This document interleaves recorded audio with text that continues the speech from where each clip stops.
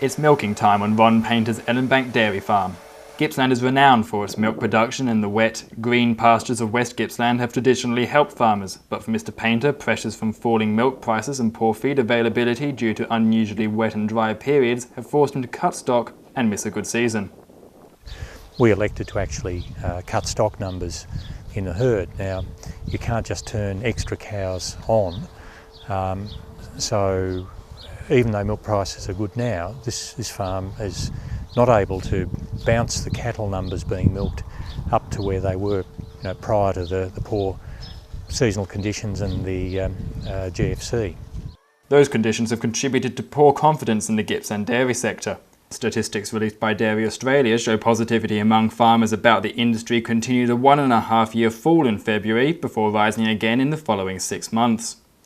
For their milk, Gippsland dairy farmers are paid the lowest price per litre of the state, which adds to the difficult season. Confidence in the industry is not there. Farmers have not been willing to spend the money to put inputs, expensive inputs, into producing milk when they haven't been getting the return for it. But the local industry is far from in decline for Longwarry farmer John Versteden, who identifies a lack of people, not a lack of cows, as a concern for growth.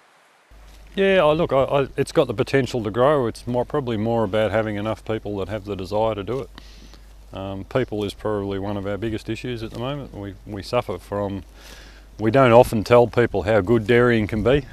People have a perception, particularly the urban population, have a perception that it's hard work and that it's in dirty conditions and it's a lousy job to have, and I don't think it's like that at all. I mean, the domestic growth's probably doesn't have a lot of potential. It's been reasonably flat for a long time. Certainly there's still plenty of opportunity on export, but there's also a lot of competition out there as well. So there's other countries that are growing their national production at a much quicker rate than we are. One business seeking to buck the domestic slowdown while exporting to overseas markets is the Longwarry Food Park, and for owner Rakesh Agarwal, the future looks good after a poor season. Well, last year was a very difficult year for dairy farmers and the factories.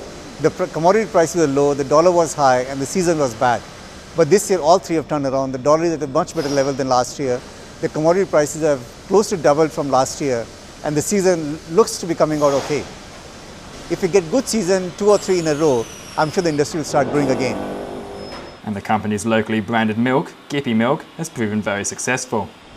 Well, Gippy milk is very popular in the region. In fact, we sell Gippy milk in South Australia and Northern Territory, and that does really well for us. Yeah, Gippy milk is a really good story. So we've talked about the bulk of Victorian milk going to export, but there have been niches that groups like Longwarry Food Park have filled. So the Gippy milk, I would say it's been really successful because people want to buy drinking milk that was grown in their own region. Gipp's Dairy Executive Officer Danielle Aldist says while there are issues to be faced by West Gippsland dairy farmers, the future is good, even considering the expected long-term effects of climate change. The forecast changes with climate change mean that the agriculture is secure in Gippsland. In other parts of Australia it will be receding much greater than in Gippsland.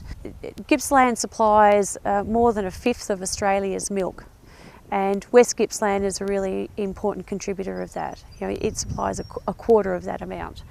But Gippsland's land is in high demand, and not just from the dairy industry. The outward push of Melbourne land prices have actually pushed up in many parts of West Gippsland and parts of South Gippsland on the peri-urban fringe, to the point where dairying's not really an economical proposition. I think it's probably pushing dairy further south and further east. There's no doubt that particularly from Pakenham through to Warrigal and Druin, that area, and Trafalgar, all those major towns on the highway are having an urban boom. Yes, there'll be places where market prices mean that it will be attractive to the farmers to sell up from there.